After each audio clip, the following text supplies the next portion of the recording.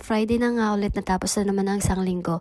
Andito kami ni Daddy sa babaan ng school bus ni Sia. Bali, inaantay namin siya galing sa school. Kami naman ni Daddy ay kakagaling lang sa work. Bali, ako ay tapos na yung work ko. Si Daddy naman ay kailangan pong bumalik sa trabaho kasi hindi pa tapos yung shift niya. Baka meron magtanong po sa inyo kung magka-work po kami ni Daddy. Opo, magka-work po kami. At pagdating nga namin sa bahay, kumain kami agad ni Sia dahil medyo nagugutom na kami pareho.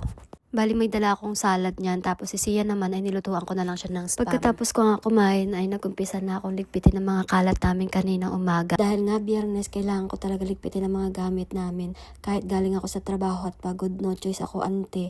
Makabanog man. Day off ko naman ng Saturday, Sunday. Kaso nga lang, busy kami ng Saturday. Pag Sunday naman, gusto ko magpapahinga ka na lang yung wala ka nang gagawin. Hindi nga muna ako nagbihis ng uniforme ko niyan kasi gusto ko matapos muna lahat-lahat ng gagawin ko. Pagkatapos ko nga maghugas ay sinunod ko naman ang salas namin at nakita ko nga yung nilabhan ni Daddy. Sinadya niya nga ilagay doon sa sopa namin para daw matupi ko kaagad. Yun ang alam niya. Akala naman niya tutupihin ko kaagad ay nabannog ako. Daddy naman ay tinutulungan naman ako sa gawaing bahay.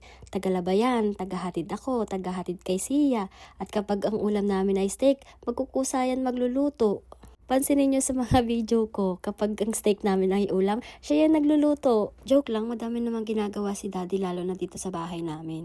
Yung tinutupi ko pala ay bahay-bahayan ni Sia. Yung araw na nga nakalagay dyan, ayaw pang ipatanggal sa akin. Nagtatalo pa nga kami dyan sa video na yan, bakit ko daw tatanggal. Tapos ko nga maglinis ng sala namin ay si Sia naman ay naligo na. At ako naman ay nagpalit na ng damit para mamaya ay magluluto na ako para tuloy-tuloy na. Pagkatapos ko nga patuyin ang buhok ni Bebe ay naglista naman ako ng mga bibilhin namin kinabukasan. Plano kasi namin ni Daddy na mag-grocery. Wala na rin kasing laman ang ref namin at wala na kaming maulam. Bali, twice a month kami nag-grocery tuwing sahod. Para pagdating namin sa groceryhan ay kuha ka na lang ng kuha. Pero minsan hindi din nasusunod yung listahan namin. At dahil wala na nga laman ang ref namin, kahit ano na lang yung maluto ko dyan. Bali, yan na lang yung natitirang laman ng ref namin, kaya yun na lang niluto ko. Kala mo galing magluto, may pa ganun-ganun pa.